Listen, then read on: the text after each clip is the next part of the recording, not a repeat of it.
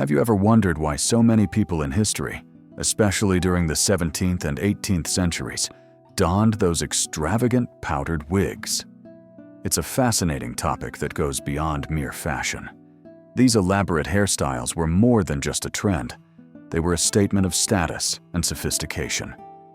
Imagine walking through the bustling streets of London or Paris, where the air is thick with the scent of opulence, and you see gentlemen and ladies alike sporting towering wigs, meticulously styled and dusted with powder.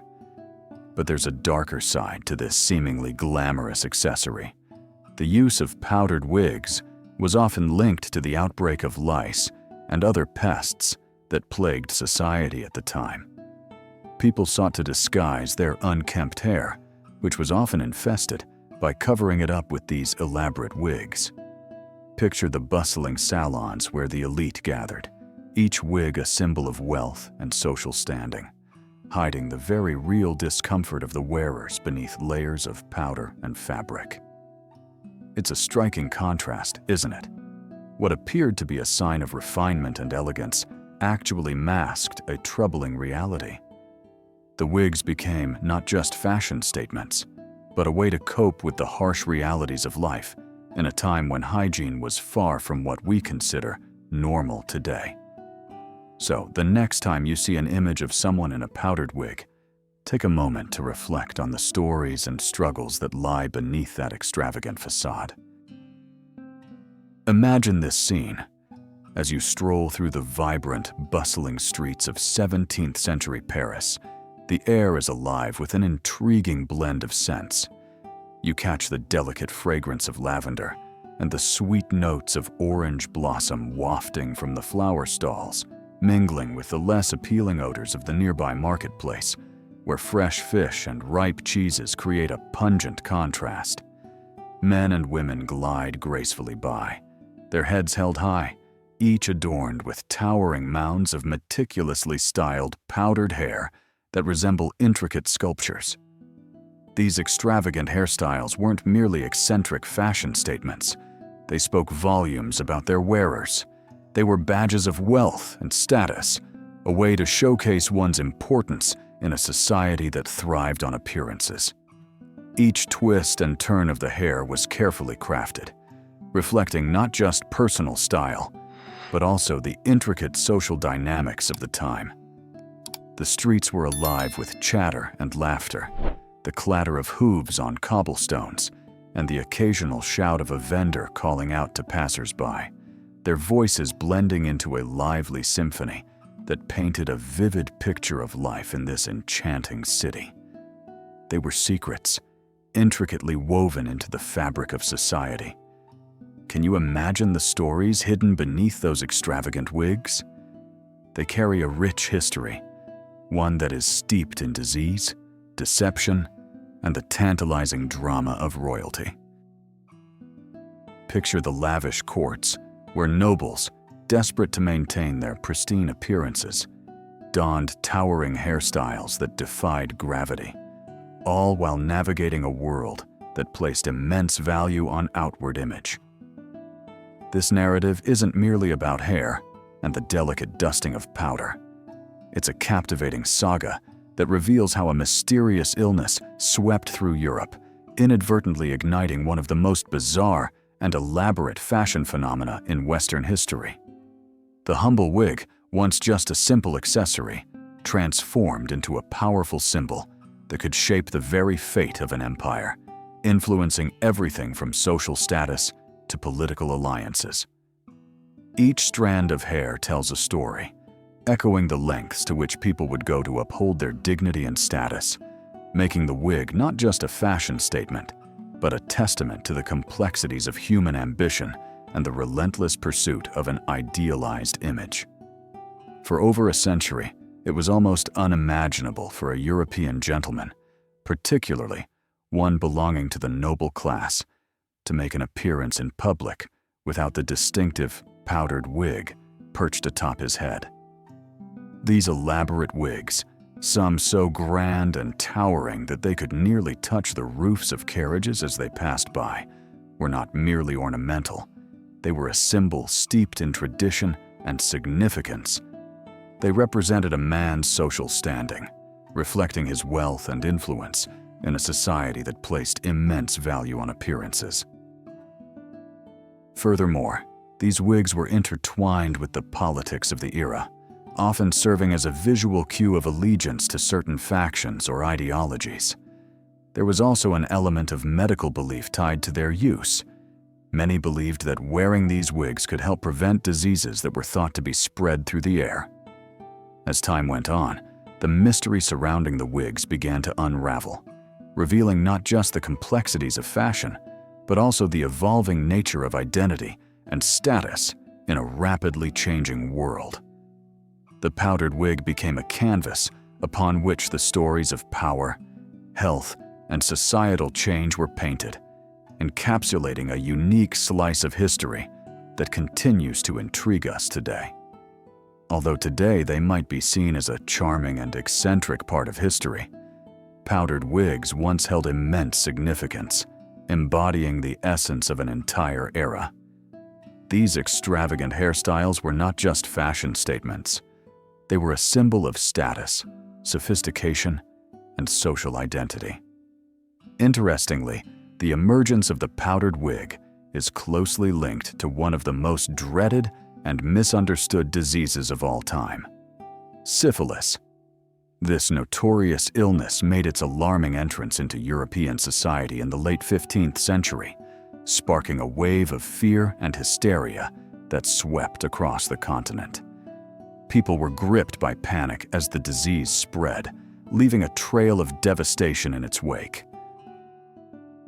In response to this crisis, many individuals sought ways to mask the physical signs of infection, which often included hair loss. Thus, the elaborate powdered wig became a practical and fashionable solution, allowing those afflicted to conceal their ailments while simultaneously elevating their social standing. This peculiar intersection of fashion and disease created a fascinating cultural phenomenon, forever altering the landscape of European aristocracy. In a world devoid of antibiotics and the marvels of modern medicine, where the intricacies of infections remained largely a mystery, syphilis emerged as a formidable and terrifying specter. It wasn't just a disease, it took on an almost mythic quality, haunting the lives of those who encountered it. At first, the signs were deceptively mild, almost easy to overlook. Perhaps just a couple of sores or a slight rash that seemed innocuous. However, as time marched on and the illness progressed, it unleashed its true, devastating nature upon the body. Flesh began to deteriorate in a grotesque manner. Limbs, once strong and vibrant, withered away, and the very structure of the face suffered, with noses collapsing into deformity. And as if that weren't enough, hair would fall out in patchy clumps, leaving victims not only physically altered, but also socially ostracized, branded by their affliction. The stigma that accompanied such disfigurement cast a long shadow over their lives, isolating them from friends and loved ones, and turning what could have been a fight for survival into a desperate struggle against both the disease and the harsh judgments of society. In a world where appearances wielded immense power, the symptoms that plagued individuals were far more than just painful inconveniences. They were utterly catastrophic. Picture the opulent courts and meticulously structured societies of 17th century Europe, where every glance and every carefully crafted image carried monumental weight. In these grand settings, beauty and grooming transcended mere vanity. They were vital indicators of one's social standing, a reflection of discipline, wealth, and even moral integrity. The way one presented themselves was almost a currency of its own, dictating alliances, social mobility, and even one's very survival. A slight blemish or an untamed hairstyle could spell disaster, leading to whispers behind silk-clad backs and the swift downfall of once prominent figures. In such a world, the pressure to maintain an impeccable facade was relentless. as each individual danced along the razor's edge of society's unforgiving expectations, where their worth was often measured by the flawless polish of their appearance. When it comes to the various physical traits that people can have, nothing captures attention quite like a glorious mane of long, flowing hair. This isn't just a passing trend, it embodies so much more. For both men and women, long hair serves as a powerful symbol of vitality, grace, and even divine approval. It tells a story of health and well-being, suggesting that the individual is not only vibrant, but also blessed. The cascading strands of hair evoke images of luxury and opulence, hinting at the countless hours spent in upscale salons, where skilled stylists work their magic with scissors and brushes. Each lock, whether it dances in the sunlight or tumbles down the back, reflects care and devotion, revealing the person's commitment to their appearance. In many cultures, long hair signifies strength and status, carrying with it an air of nobility that can be both alluring and commanding. It's a trait that has sparked admiration and envy throughout history, making it a canvas for personal expression and societal expectation alike. Hair served as a vivid billboard, boldly announcing one's social standing to the world. The longer and more meticulously styled it was, the clearer the message became about wealth, status, and power. Picture a woman with cascading locks, each strand shimmering in the sunlight, effortlessly showcasing her affluence and attention to detail. In stark contrast, when illness struck, particularly something as dreaded and stigmatized as syphilis, it didn't just affect the individual on a personal level, it unraveled the very fabric of their social identity. As the illness began to take hold, it stripped away that beautiful facade, leaving behind not just physical evidence of decay, but also a profound sense of shame. The once proud symbol of status transformed into a mark of public disgrace, altering not only how others viewed the afflicted, but also how they viewed themselves. The ramifications rippled through society, creating a chilling atmosphere where gossip and judgment thrived, turning personal suffering into a spectacle for all to see.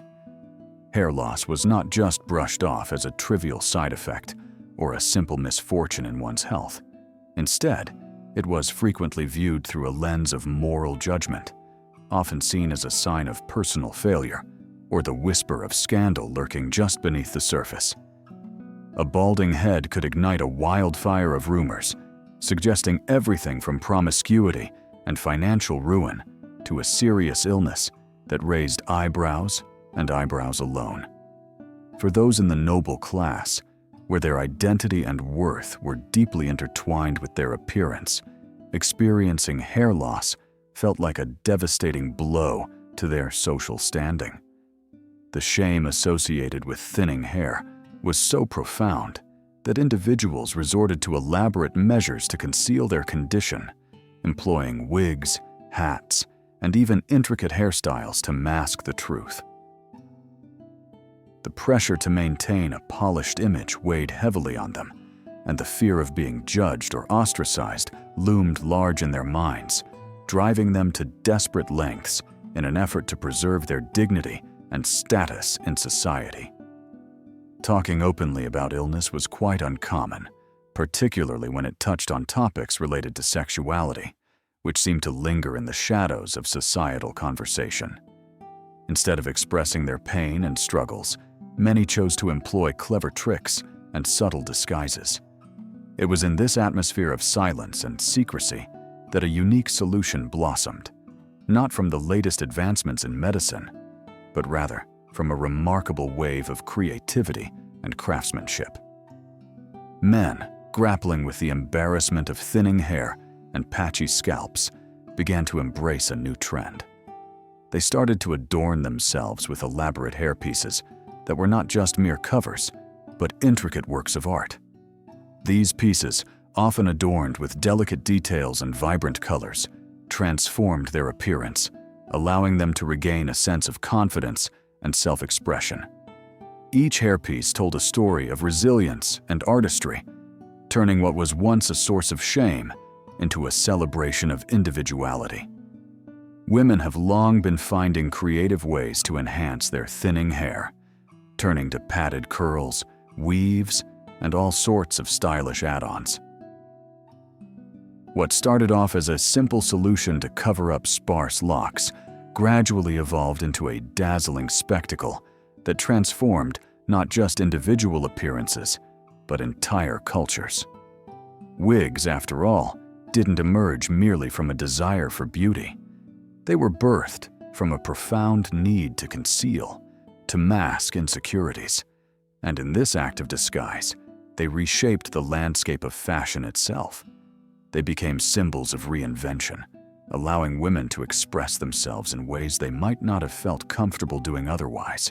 And of course, no fashion trend truly cements its place in history until it catches the eye of royalty, gaining that coveted seal of approval that elevates it to a whole new level of prestige and influence.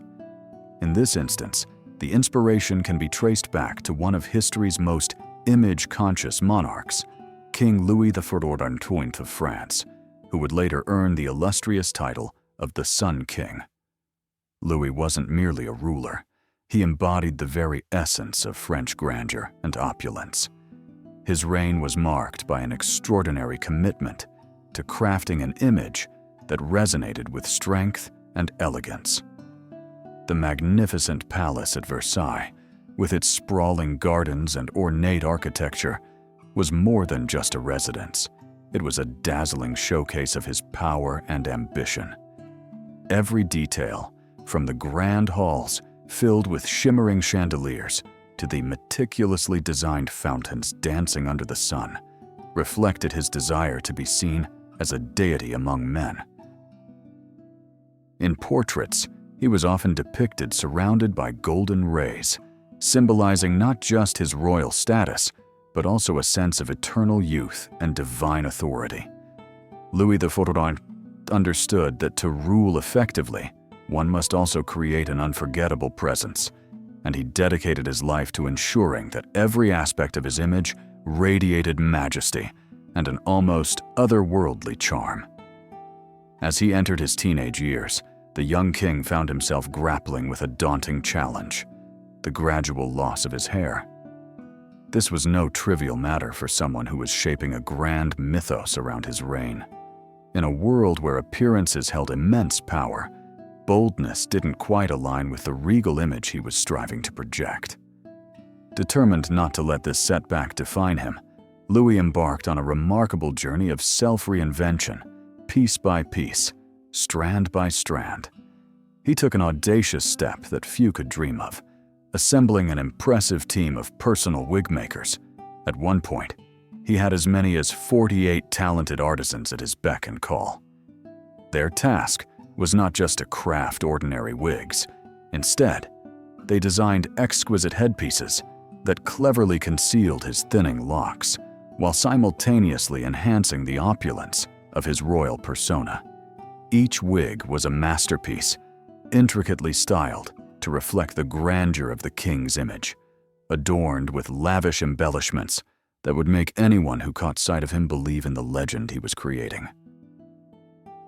The wigs were nothing short of magnificent monuments of hair, soaring high and dramatic in their design, expertly crafted to elongate his silhouette and amplify his regal presence.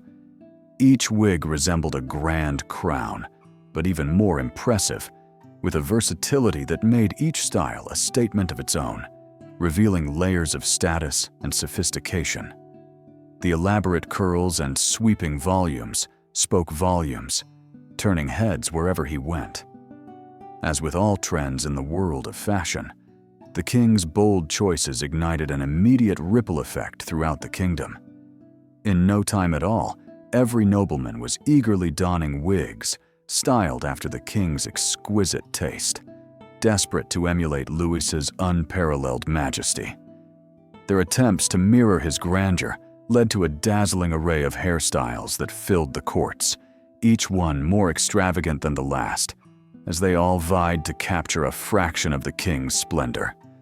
It became a spectacle, a parade of hair that not only highlighted their social standing, but also transformed the very essence of elegance in their society. It wasn't merely a matter of keeping up with the latest fashion trends. It was much deeper than that. Wearing a wig was a way to connect with authority and influence, to visually signal one's status in a world where power dynamics were often played out in the grand halls of the court.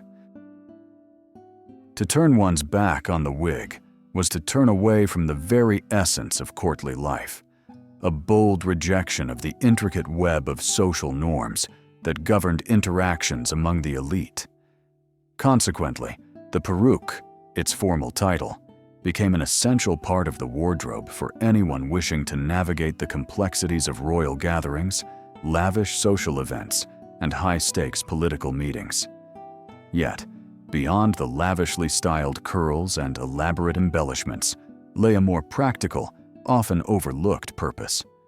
These wigs served not only as a symbol of wealth and sophistication, but also as a protective barrier against the realities of life in the court, shielding those who wore them from the often harsh judgments and expectations of society.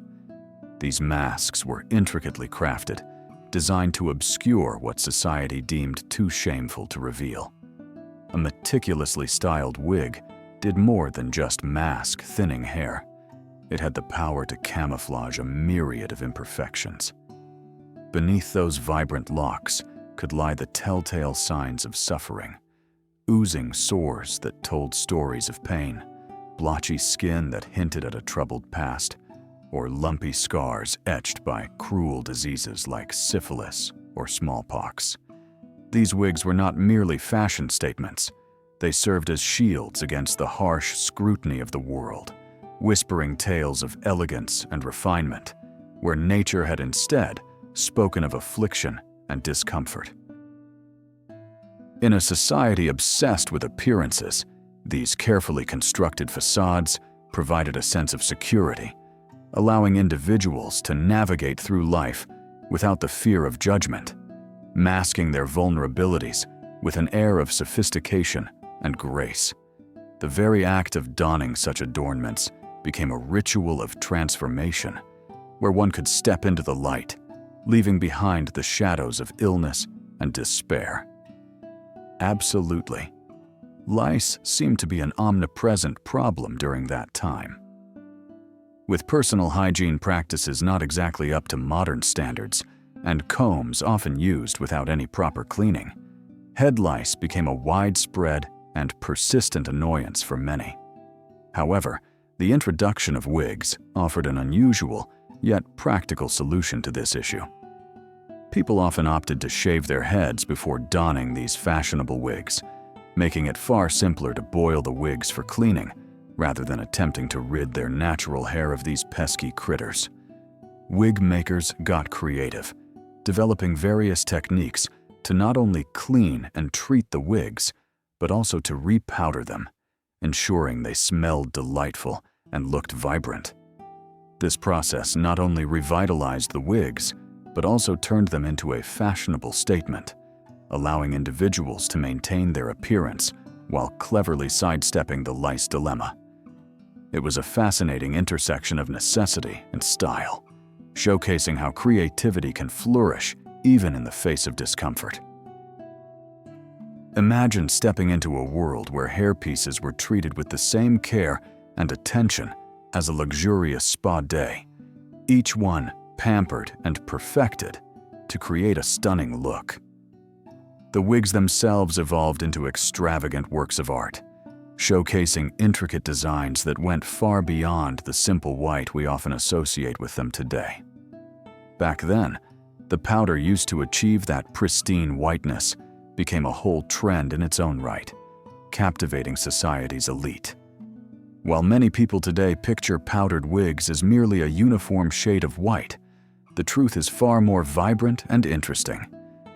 For women of the upper class, colors like soft violet, striking blue, elegant gray, and even whimsical pastel pinks were all the rage.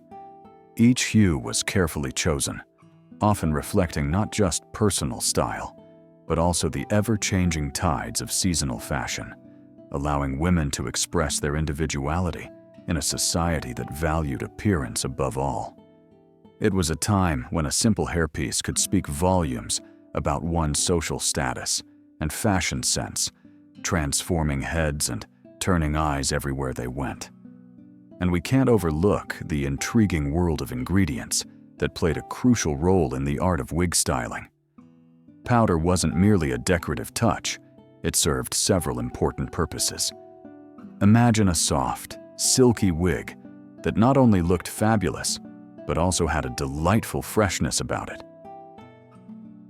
The powder worked wonders by masking any unpleasant odors that might linger, giving the wearer a sense of confidence and poise. It added an impressive volume, transforming flat hair into a luxurious mane that could turn heads. Furthermore, this magical dust helped the wig maintain its desired shape, ensuring that every curl and wave stayed just right throughout the day.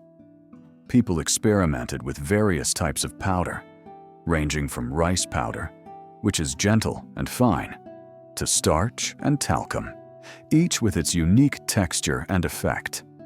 Some adventurous souls even ventured to use more unconventional materials like chalk or plaster of Paris, which, while effective, certainly weren't the most soothing options for the scalp.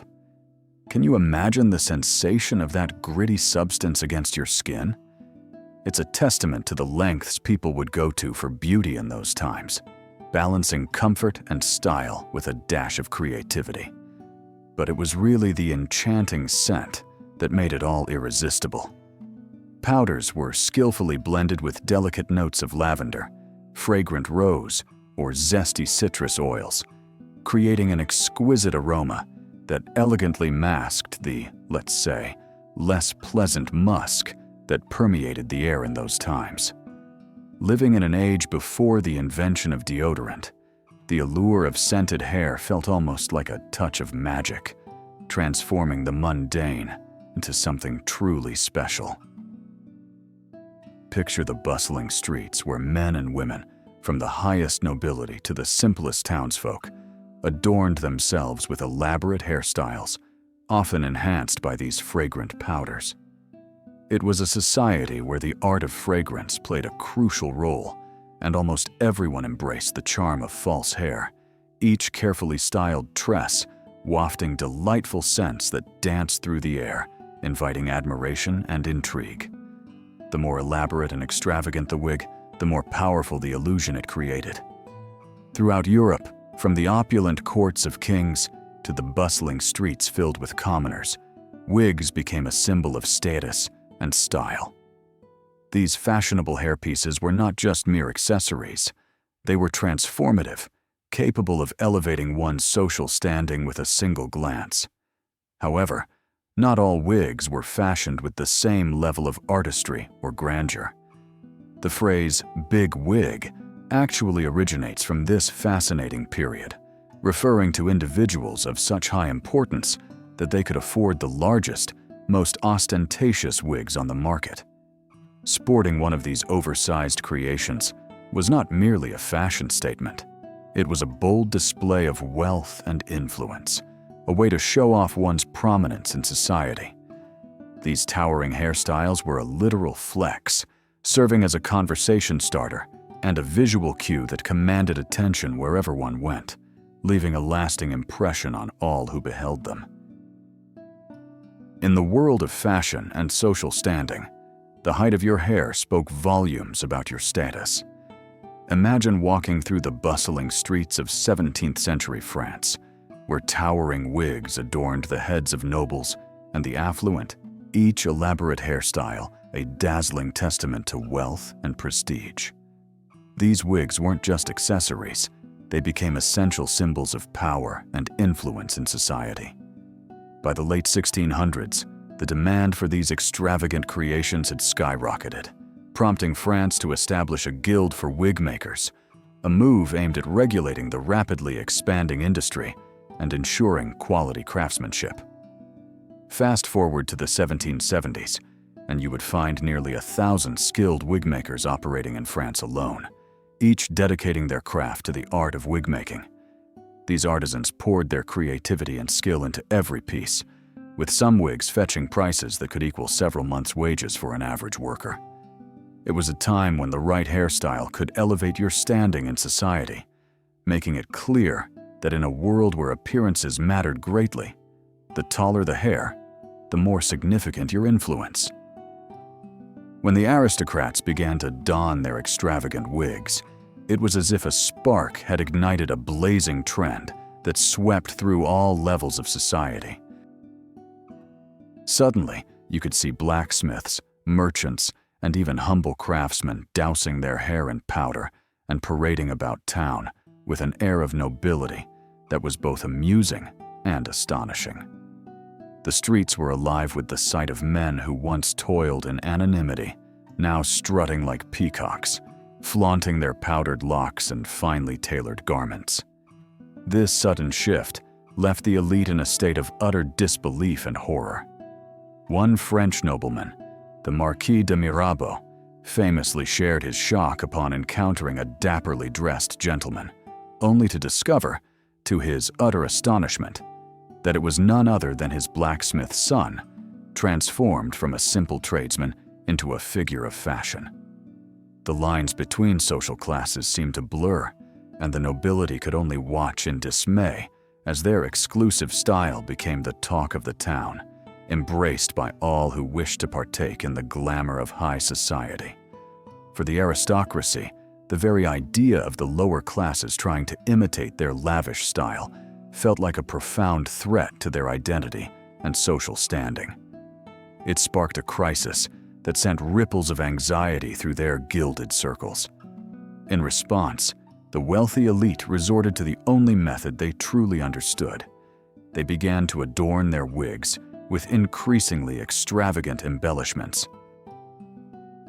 Imagine towering creations that sparkled with an array of dazzling jewels, feathers that cascaded like vibrant waterfalls, and whimsical miniatures such as tiny ships sailing across the crowns of their heads, or delicate bird cages that housed live canaries, chirping merrily amidst the elaborate hairstyles.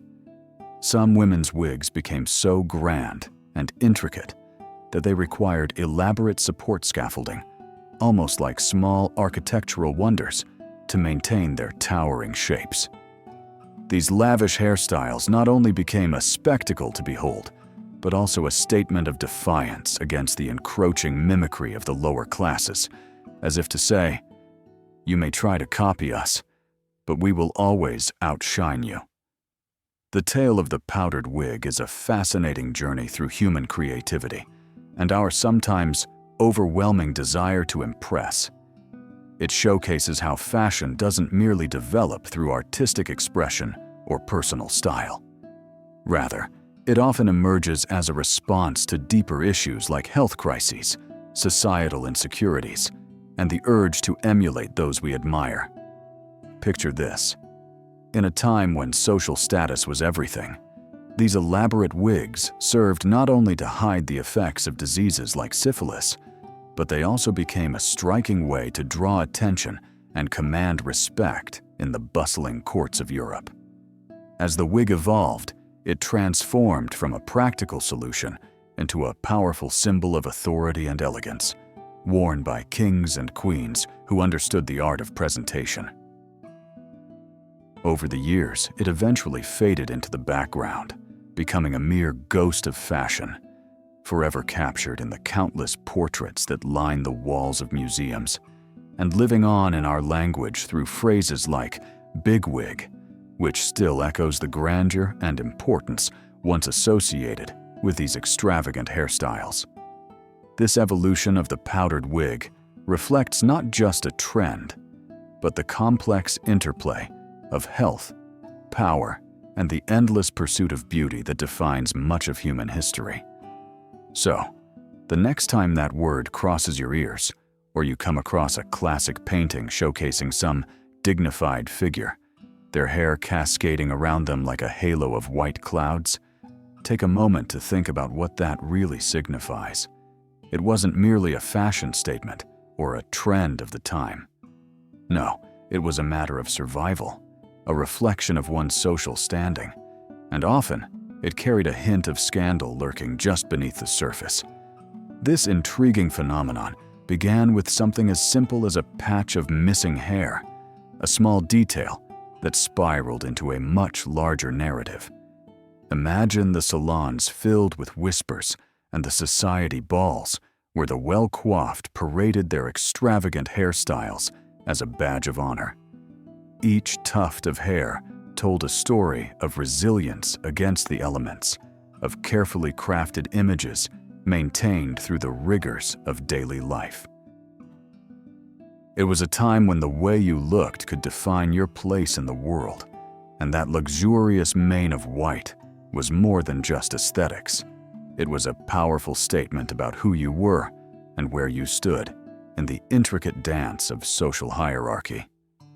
So, next time you gaze upon that painting, let your mind wander through the layers of history that shaped those choices and appreciate the depth behind what might seem like just a hairstyle.